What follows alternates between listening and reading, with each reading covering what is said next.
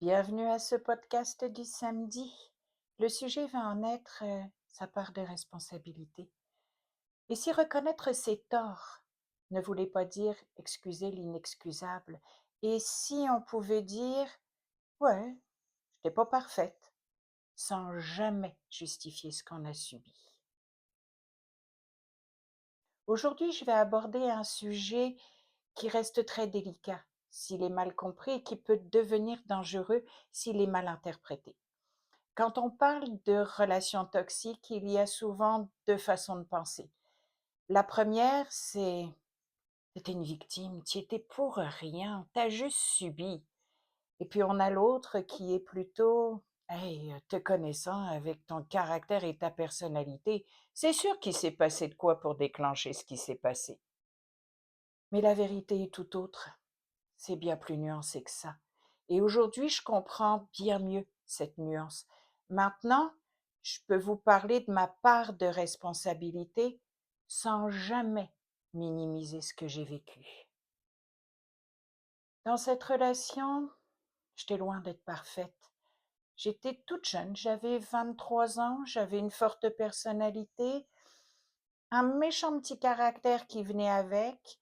Je savais argumenter longtemps et très souvent. Tenir mon point, puis avoir le dernier mot, c'était très fréquent. Fait que ça occasionne quelques belles chicanes. J'en ai eu pas mal avec mes parents, mes frères et sœurs, avec mes amis, mes profs, mes collègues. C'était normal. Avec l'âge et l'expérience, maintenant, je suis capable de le reconnaître, sans pour autant me blâmer, parce qu'aujourd'hui, je suis capable et assez solide pour pouvoir me regarder en face avec tous mes défauts. Sauf qu'il y a une chose qui doit rester très claire face à ce que j'ai vécu durant toutes ces années. Rien, absolument rien de celle que j'étais dans mon imperfection ne justifie tout ce que j'ai pu subir. Aucune relation n'est jamais parfaite. Il y a toujours deux personnes différentes avec des caractères différents. Euh, les chicanes sont courantes. Je ne connais pas un couple qui n'a pas vécu de chicane, ni vous non plus. C'est clair que ça arrive très souvent. Nous avons tous nos origines, notre éducation, nos croyances. Bref, il est donc fréquent et normal de défendre son point de vue et ses convictions. C'est ce qui nous permet d'avoir chacun notre personnalité et c'est tout à fait normal. Mais la violence, qu'elle soit physique ou verbale, qui découle de tout ça, c'est un choix.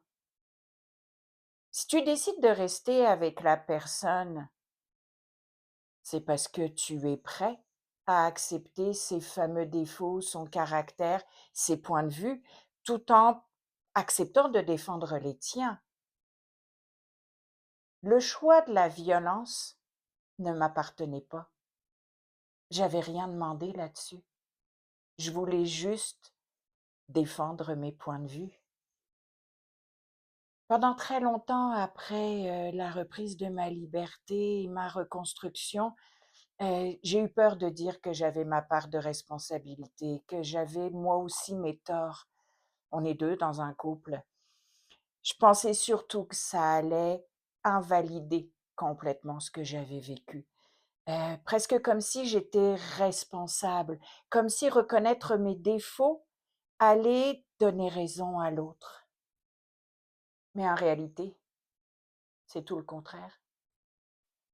Et il m'a fallu du temps pour le comprendre et pour accepter de prendre ma part. C'est surtout mieux comprendre la position de chacun dans le couple sans jamais prendre la responsabilité de ce qu'il m'a fait subir. Parce que oui, c'est sûr que j'aurais pu mieux communiquer. C'est sûr que parfois j'aurais mieux fait de me retirer de certaines conversations. Oui, j'aurais pu changer de ton, heu, réagir autrement face à certaines discussions. Mais ça, c'est grandir, c'est prendre de la maturité. Ça n'excuse en rien la violence. On peut être imparfaite et ne jamais mériter d'être maltraité. On peut aussi défendre une position et tenir son bout sans subir des abus. Aujourd'hui, j'ai compris. Je ne cherche plus à être parfaite. Je cherche juste à être alignée avec ce que je pense, avec celle que je suis. Je défends mes convictions, je défends mes points de vue. Je suis moi et fière de celle que je suis devenue. Et surtout, surtout, je refuse de porter ce qui ne m'appartient pas. Peu importe la situation, je ne méritais pas tout ce que j'ai pu vivre. Je ne méritais pas de me faire rabaisser, de me faire malmener, de me faire diminuer comme il l'a fait. Si tu te reconnais dans ce que je viens de dire, rappelle-toi ceci.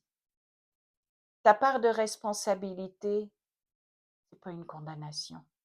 Ce que tu as subi, ou même peut-être ce que tu subis encore actuellement, ne sera jamais justifié par tes imperfections. On peut tous grandir de notre passé sans jamais excuser l'inexcusable. Partage-moi ton opinion. Pose des questions si tu as besoin, je suis prête à y répondre. Et surtout, surtout, partage cette vidéo. C'est toujours aussi important d'en savoir plus sur le mécanisme et où mène la relation toxique. Ça reste dangereux pour toutes et chacune. Alors, on se retrouve cette semaine pour les différentes capsules. Merci beaucoup pour ton écoute.